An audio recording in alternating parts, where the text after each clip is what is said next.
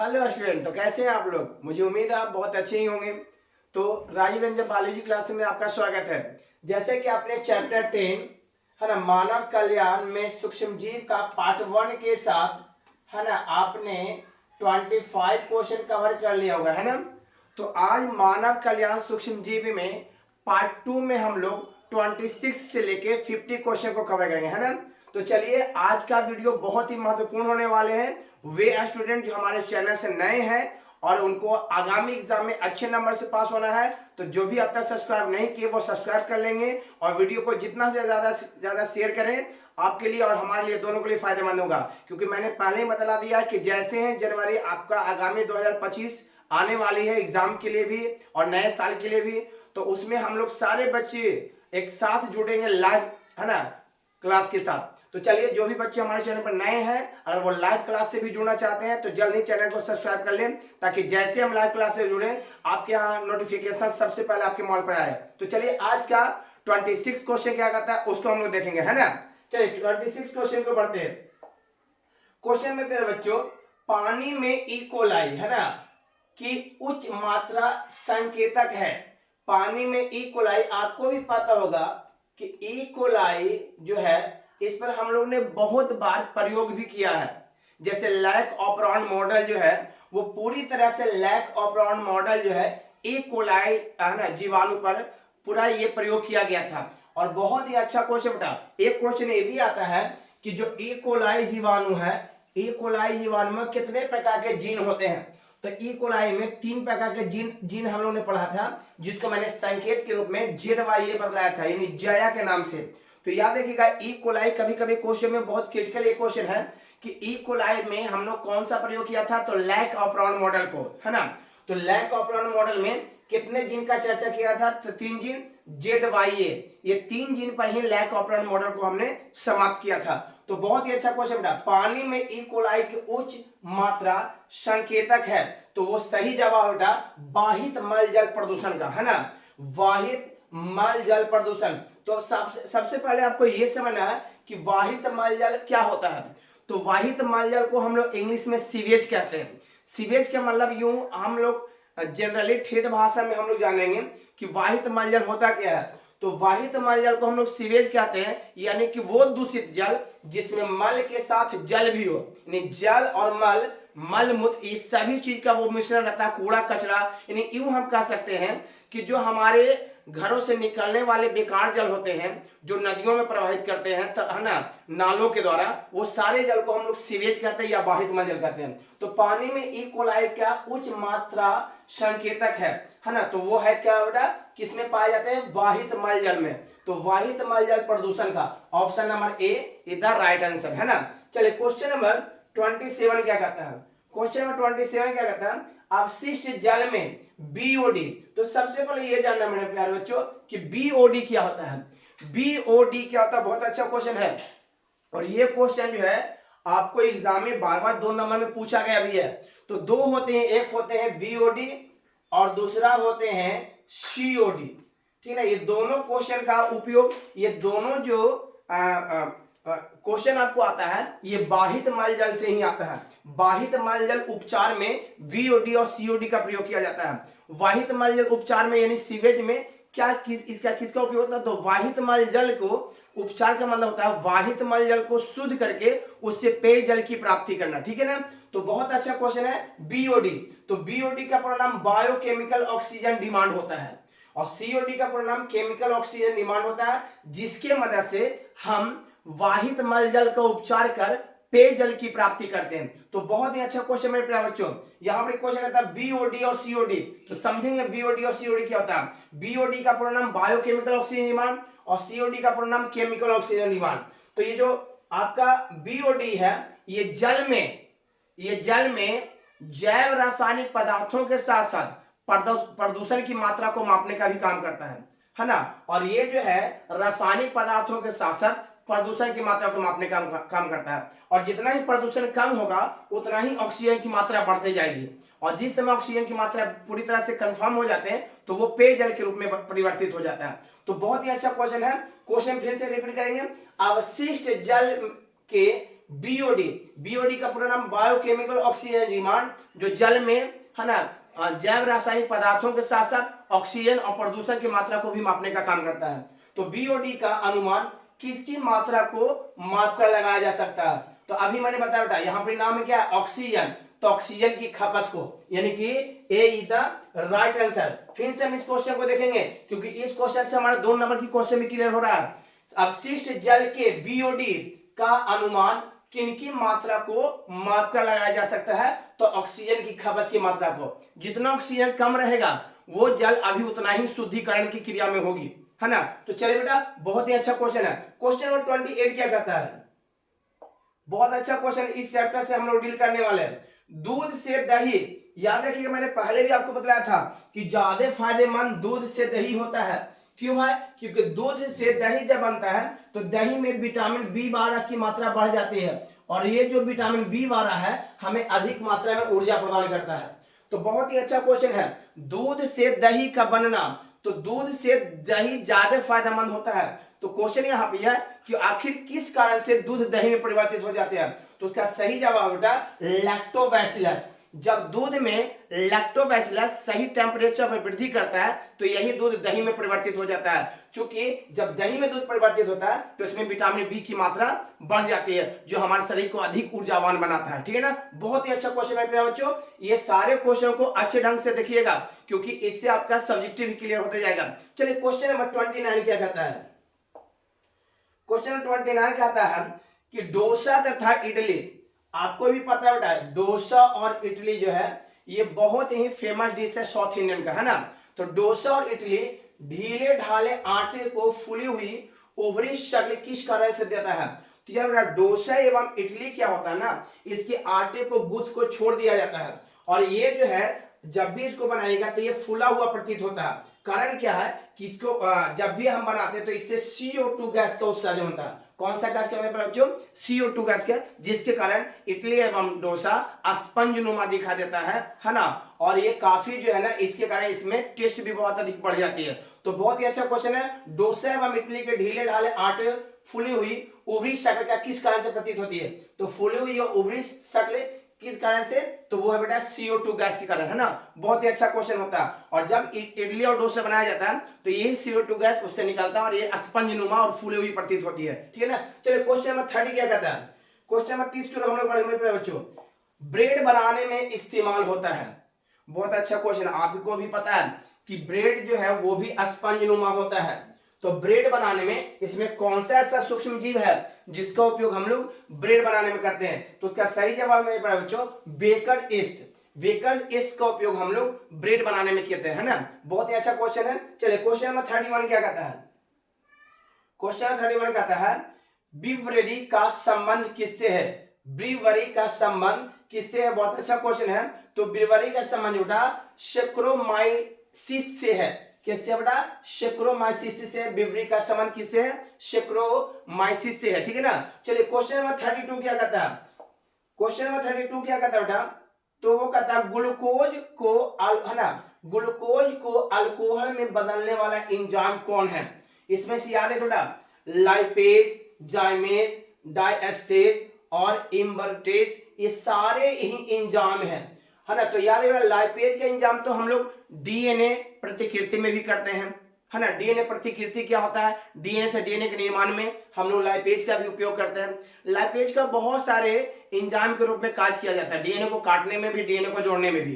तो यहाँ पे क्वेश्चन बेटा ग्लूकोज को है ना अल्कोहल में बदलने वाला एंजाइम कौन है बेटा? तो इसका सही जवाब बेटा जाइमेज। जाइमेज एक ऐसा एंजाइम है जो ग्लूकोज को अल्कोहल में बदलता है। बहुत ही अच्छा क्वेश्चन है प्यारे बच्चों, तो इसको आप लोग भूलिएगा नहीं, बहुत ही अच्छा क्वेश्चन है। क्वेश्चन नंबर 33 क्या कहता है? क्वेश्चन नंबर 33 क्या कहता है? अधिकांश प्रतिजैविक तैयार किए जाते हैं। बहुत अच्छा क्वेश्चन है प्यारे बच्चों। अधिकांश प्रतिजैविक, यानी प्रतिजैविक को हम लोग कहते हैं एंटीबायोटिक। अधिकांश एंटीबायोटिक तैयार किए जाते हैं किससे? जीवाणु से, है ना। बहुत अच्छा क्वेश्चन है। ज्यादातर प्रतिजैविक, ज्यादातर एंटीबायोटिक किससे तैयार किए जाते हैं? जीवाणु से। और एक बात याद बेटा, ज्यादातर एंटीबायोटिक जो होते हैं उसके नाम के अंत में इन आते हैं, है ना। क्या आते हैं? इन। जैसे में पेनिसिलिन, है ना। तो ये सब प्रतिजैविक जो है ज्यादातर, जैसे पेनिसिलिन का मैंने नाम लिया, तो ये किस जीवाणु से तैयार होता है, तो पेनिसिलियम नोटेटम से, है ना। पेनिसिलियम नोटेटम नामक जीवाणु से पेनिसिलिन तैयार होता है, जो कि एक प्रतिजैविक है। तो प्रतिजैविक किससे, कौन सा सूक्ष्मजीव से तैयार होता है, तो इसका सही जवाब बेटा जीवाणु। चलिए क्वेश्चन नंबर 34 क्या कहता है। 34 क्वेश्चन ये रहा, प्राचीन काल में ईस्ट का प्रयोग किसके निर्माण में किया जाता था। बहुत अच्छा क्वेश्चन है। प्राचीन काल में, है ना, ईस्ट का प्रयोग, यानी हमारे जो पूर्वज हैं, जो हमारे पहले क्या जो पूर्वज हमारे हैं, वो प्राचीन काल में, यानी कि अब से जो पहले का समय था, उसमें ईस्ट का प्रयोग किस काम में करते थे, तो वो ईस्ट का प्रयोग शराब बनाने में भी करते थे, बियर बनाने में करते थे, रम बनाने में करते थे। हालांकि तीनों जो है अल्कोहलीय पेय पदार्थ है, जो नशीला पदार्थ होता है, इन तीनों का उपयोग जो है ना करते थे, यानी इनमें सभी प्राचीन काल में ईस्ट का प्रयोग किसके निर्माण में किया जाता है बेटा, वाइन, बियर, रम, इन सभी में किया जाता है। चलिए क्वेश्चन नंबर 35 क्या कहता है। 35 को कहता है, इथेनॉल को बड़े पैमाने पर उत्पादन करने के लिए किसका प्रयोग किया जाता है। बहुत ही अच्छा क्वेश्चन मेरे प्यारे बच्चों। इथेनॉल का बड़े पैमाने पर उत्पादन करने के लिए किसका उपयोग किया जाता था, तो इसका सही जवाब बेटा वेकर्स ईस्ट का उपयोग किया जाता था। किसका उपयोग किया जाता था, वेकर्स ईस्ट का। वेकर्स ईस्ट के मदद से, है ना, इथेनॉल को बड़े पैमाने पर क्या किया जाता था, तैयार किया जाता था। बहुत ही अच्छा क्वेश्चन है। क्वेश्चन नंबर 36 क्या कहता है। क्वेश्चन नंबर 36 ये रहा बेटा, सबसे अधिक प्रतिजैविक का मतलब अभी मैंने बताया एंटीबायोटिक, है ना। एंटीबायोटिक के नाम के अंत में क्या रहेगा बेटा, इन रहेगा। ज्यादातर एंटीबायोटिक के नाम के अंत में क्या रहेगा, इन, जैसे पेनिसिलिन, स्ट्रेप्टोमाइसिन, है ना। तो ये सब सबसे अधिक प्रतिजैविक एंटीबायोटिक किससे तैयार होता था। तो बहुत ही अच्छा क्वेश्चन है प्यारे बच्चों, इसको भूलिएगा नहीं। सबसे अधिक जो एंटीबायोटिक तैयार होता था वो स्ट्रेप्टोमाइसिन के द्वारा तैयार होता था, है ना। स्ट्रेप्टोमाइसिन के द्वारा ज्यादातर एंटीबायोटिक तैयार किया जाता था। ठीक है ना बेटा, बहुत ही अच्छा क्वेश्चन है। इसमें ज्यादातर बच्चों जो है ना पेनिसिलियम को लगाते हैं, बट ये गलत हो बेटा, है ना। सबसे अधिक प्रतिजैविक एंटीबायोटिक जो है वो स्ट्रेप्टोमाइसिन से तैयार होता था, यानी सीधा राइट आंसर। चलिए क्वेश्चन नंबर 37 क्या कहता है बेटा, पेनिसिलियम नामक प्रतिजैविक। बहुत अच्छा क्वेश्चन है। पेनिसिलिन, अभी मैंने बताया कि यह एक एंटीबायोटिक है, क्योंकि नाम के अंत में क्या रहा है, इन। तो पेनिसिलिन जो एंटीबायोटिक है, उसका जो खोज है किसने किया, उनको किनको नोबेल पुरस्कार द्वारा सम्मानित किया। तो बहुत अच्छा क्वेश्चन है। पेनिसिलिन का जो खोज किया था वो फ्लेमिंग ने किया था। पेनिसिलिन का किसने खोज किया, फ्लेमिंग ने, जिनका पूरा नाम है अलेक्जेंडर फ्लेमिंग जो है बेटा,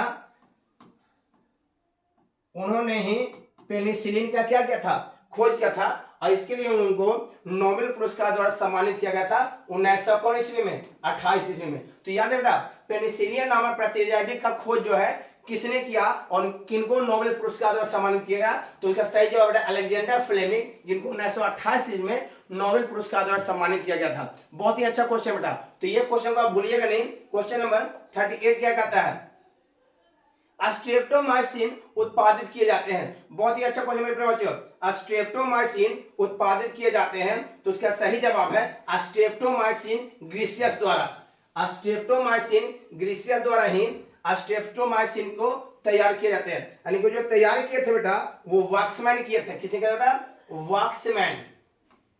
वॉक्समैन ने तैयार किया था। कब किया था बेटा, 1944 ईस्वी में। तो याद रखिएगा, स्ट्रेप्टोमाइसिन उत्पादित किए जाते हैं स्ट्रेप्टोमाइसिन ग्रीसियस द्वारा। किसने तैयार किया था, वॉक्समैन ने। कब किया था, 1944 ईस्वी में। चलिए बेटा क्वेश्चन नंबर 39 क्या कहता है। 39 क्वेश्चन कहता है, थक्का स्फोटन के रूप में उपयोग में लाए जाने वाला पहला एंजाइम। बहुत अच्छा क्वेश्चन मेरे प्रिय बच्चों। थक्का स्फोटन के रूप में उपयोग में लाए जाने वाला पहला एंजाइम है स्ट्रेप्टोकाइनेज। कौन है बेटा, स्ट्रेप्टोकाइनेज, यानी सीधा राइट आंसर। ठीक है ना, बहुत अच्छा क्वेश्चन। थक्का स्फोटन के रूप में उपयोग में लाए जाने वाला जो पहला एंजाइम है वो है स्ट्रेप्टोकाइनेज, यानी कि सीधा क्या बेटा, राइट आंसर। चलिए क्वेश्चन नंबर 40 की ओर बढ़ते हैं। क्वेश्चन नंबर 40 क्या कहता है, सिरका उद्योग में किस सूक्ष्म जीव का उपयोग होता है ना। सिरका उद्योग में किस सूक्ष्म जीव का उपयोग होता है। बहुत ही अच्छा क्वेश्चन है बच्चों। सिरका उद्योग में किस सूक्ष्म जीव का प्रयोग होता है, तो एसिटोबैक्टर एसिटा, है ना। एसीटोबैक्टर का उपयोग जो है सिरका उद्योग में किया जाता है। एसीटोबैक्टर एक ऐसा सूक्ष्म जीव है जिसका उपयोग हम लोग कौन उद्योग में बेटा, सिरका उद्योग में करते हैं, ठीक है ना। चलिए क्वेश्चन नंबर 41 क्या कहता है, आप देख सकते हैं हर एक क्वेश्चन को अच्छे ढंग से डील करते जा रहे हैं और आपको उम्मीद है कि सारे बच्चे अच्छे ढंग से स्टडी भी कर रहे होंगे, क्योंकि आगामी एग्जाम के लिए बहुत ही कम समय बचा है। इसलिए हम हर एक बच्चों के लिए प्रतिदिन वीडियो को हम अपलोड कर रहे हैं ना, ताकि किसी भी बच्चों को कोई कष्ट ना हो आगामी एग्जाम में। तो जो भी बच्चे हैं वो जितना से ज्यादा वीडियो को शेयर करें, ताकि जो है ना अगले बच्चों को भी इससे लाभ प्राप्त हो सके। तो चलिए बेटा क्वेश्चन 41 क्या कहता है, वाहित मल, अभी मैंने बताया बेटा वाहित मल को सीवेज भी कहते हैं, याद रखिएगा। वाहित मल को क्या कहते हैं, सीवेज, यानी वैसा बहता जल जिसमें हो क्या बेटा, मल, तो उसी को हम लोग कहते हैं वाहित मल। तो वाहित मल के प्राथमिक उपचार, याद, प्राथमिक उपचार, जब वाहित मल का उपचार होता है तो उनसे पेय जल की प्राप्ति होती है, यानी इसी वाहित मल जल का उपचार कर हम लोग पीने वाले जल को प्राप्त करते हैं। बहुत अच्छा क्वेश्चन बेटा, बड़े बड़े शहरों और नगरों में वाहित मल जल का उपचार करके ही लोग उनके पानी को क्या करते हैं, पीते हैं। तो वाहित मल में प्राथमिक उपचार के लिए किन क्रियाओं का उपयोग होता है, तो यह बेटा वाहित मल में प्राथमिक उपचार के लिए प्लवन, छानन, निस्पंदन, यानी इनमें सभी क्रियाओं का उपयोग होता है, यानी D is the right answer. जब भी हम लोग वाहित मल जल का उपचार करते हैं तो प्लवन, छानन, निस्पंदन और यानी कहने मतलब ये तीनों क्रियाओं का हम लोग प्रयोग करते हैं, यानी इसका ऑप्शन क्या होगा, डी होगा, है ना। क्वेश्चन नंबर 42 क्या कहता है, क्वेश्चन नंबर 42 कहता है मेरे बच्चों, वाहित मल के द्वितीयक उपचार में मुख्यतः किसकी जरूरत होती है। तो बहुत अच्छा क्वेश्चन है, याद रखिएगा प्रथम उपचार में वो तीनों क्रियाएं होती थी, है ना, प्लवन, निस्पंदन, छानन। तो प्रथम उपचार में क्या होता है ना कि जितना भी कूड़ा कचरा होता है वाहित मल जल से, उस सारे को छान लिया जाता है, कंकड़ पत्थर सारे चीज को छान लिया जाता है प्रथम उपचार में, और उसके बाद उस प्रथम उपचार के बाद उस वाहित मल जल को द्वितीय उपचार के लिए भेजा जाता है, शुद्धिकरण के लिए। तो कहा जाता है किस सूक्ष्म जीव का प्रयोग किया जाता है, तो इसका सही जवाब बेटा जीवाणु का। द्वितीय उपचार के लिए, वाहित मल जल के द्वितीय उपचार के लिए हम लोग जीवाणु का प्रयोग करते हैं, यानी D is the right answer. चलिए क्वेश्चन नंबर 43 क्या कहता है, क्वेश्चन नंबर 43 क्या कहता है, तो ये रहा वाहित मल उपचार में। अभी मैंने बताया हर एक क्वेश्चन देखिए बेटा इसी से उठा है, जो क्वेश्चन एक बार जिससे लिए हैं वही क्वेश्चन को हम आगे भी बढ़ते गए हैं, ताकि एक भी क्वेश्चन आपको वाहित मल से न छूटे।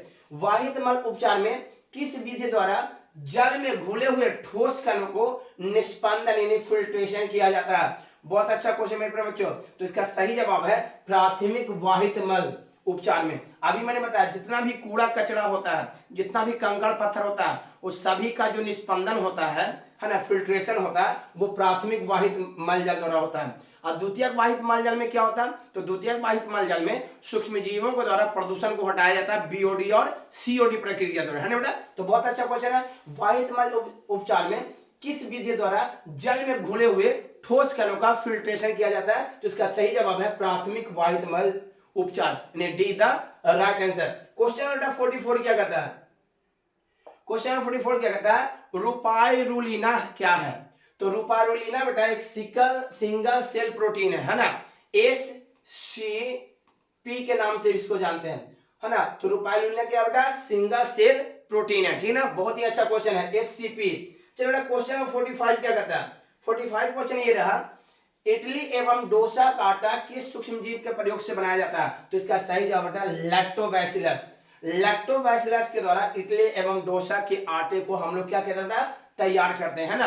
तो इडली एवं डोसा के आटे को किस सूक्ष्म जीव के प्रयोग से तैयार किया जाता है, तो इसका सही जवाब बेटा क्या, लैक्टोबैसिलस। चलो बेटा क्वेश्चन नंबर 46 क्या कहता है, 46 क्वेश्चन है, भारतीय ग्रामीण क्षेत्र में, यानी जो हमारे भारतवर्ष में जो ग्रामीण क्षेत्र हैं, जो गांव से बिलोंग करते हैं, उनमें बायोडीजल के स्रोत के रूप में किसका उपयोग किया जाता है। बहुत ही अच्छा क्वेश्चन बेटा, उसमें बायोडीजल के रूप में किसका उपयोग किया जाता है, तो इसका सही जवाब बेटा यूफाब्रिया का।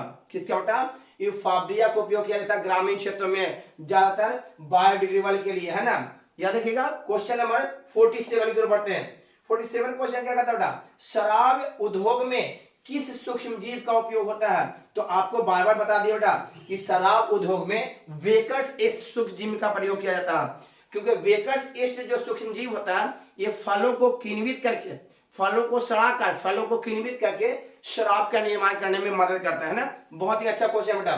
चलिए क्वेश्चन नंबर 48 क्या कहता है? 48 क्या बेटा? स्ट्रेप्टोकोकस का प्रयोग क्या चीज तैयार करने में, इसमें कौन सा जो है खाद्य पदार्थ है जिसका उपयोग स्ट्रेप्टोकोकस में किया जाता है? किसको तैयार करने में बेटा? तो स्ट्रेप्टोकोकस का प्रयोग पनीर को तैयार करने में किया जाता है। याद रखिएगा, पनीर एक ऐसा खाद्य पदार्थ है जो स्ट्रेप्टोकोकस जीवाणु द्वारा तैयार किया जाता है ना।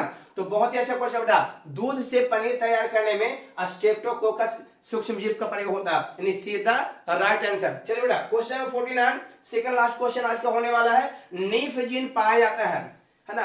ये क्वेश्चन आपको बार बार एग्जाम में पूछा है, इसलिए हमने भी आपको ये क्वेश्चन को चूज किया। नीफ जीन पाया जाता है कहां बेटा? राइजोबियम में। और आपको ही पता है राइजोबियम जो है नाइट्रोजनी स्थिरीकरण द्वारा मिट्टी की उर्वरता शक्ति को बढ़ाते हैं, जिसके कारण फसलों के पैदावार में क्या होती है? वृद्धि होती है। तो नीफ जीन कहां पाया जाता है बेटा? राइजोबियम में, जो मिट्टी की उर्वरता शक्ति को बढ़ाते हैं नाइट्रोजनी स्थिरीकरण द्वारा। तो चलिए आज का अंतिम क्वेश्चन है ना। सारे बच्चों को आनंद आ रहा होगा कि अंतिम क्वेश्चन अब आ गया है ना, और उनको पता भी नहीं चला हमने 25 क्वेश्चन कैसे कवर कर लिया। तो जो बच्चे हैं अभी 25 क्वेश्चन कवर करें, अगले बार जब भी आएंगे क्वेश्चन बैंक को लेकर, पीवाईक्यू को लेकर, तो हम लोग 1 ईयर में यानी कि 70 क्वेश्चन को डील करते जाएंगे, और उसके बाद फिर हम लोग महामाराथन क्लास के साथ जुड़ेंगे। तो जो भी बच्चे अब तक चैनल को सब्सक्राइब नहीं किए बेटा कर ले, ताकि आने वाले एग्जाम में आपको कहीं से ऑब्जेक्टिव में कोई परेशानी नहीं हो। क्वेश्चन है, इनमें से कौन जैव खाद नहीं है? इनमें से कौन जैव खाद नहीं है? तो आपको ही पता है बेटा, बीटी जो है जैव खाद नहीं है, क्योंकि बीटी जो है कपास के पौधों में पाए जाते हैं, और ये जीव विष उत्पन्न करते हैं जो हानिकारक कीड़ों को नष्ट कर कपास के उत्पादन में क्या करते हैं? वृद्धि करते हैं। तो कहता है इसमें कौन जैविक खाद नहीं है? तो आपको पता है बीटी जो है जैविक खाद नहीं है। बाकी ये सारे जो है ओजोबैक्टर है, एजोला, ये सारे जो है क्लस्ट्रीडियम, ये सारे जो है बेटा वो जैविक खाद का रूप है। बल्कि बीटी जो है जैविक खाद का रूप नहीं है, क्योंकि ये कपास के पौधों पर पाए जाते हैं, और कपास के पौधों पर नुकसान पहुंचाने वाले कीड़ों को ये नष्ट करते हैं, है ना। क्योंकि यह जो बीटी है वो जीव विष उत्पन्न करता है। तो चलिए बेटा इनमें से कौन जैव खाद नहीं है? बैसिलस thuringiensis, यानी बी द राइट आंसर। तो आप देख सकते हो बेटा 50 क्वेश्चन के साथ आपका जो चैप्टर 10 है, हमने क्वेश्चन पार्ट 2 में सारे क्वेश्चन 26 से लेकर 50 तक मैंने कवर कर लिया। जो भी हमारे बच्चे चैनल पर नए हैं उनसे रिक्वेस्ट है बेटा चैनल को सब्सक्राइब कर ले, वीडियो को ज्यादा से ज्यादा शेयर करें। चलिए हमारे चैनल से बने रहने के लिए धन्यवाद। जय हिंद।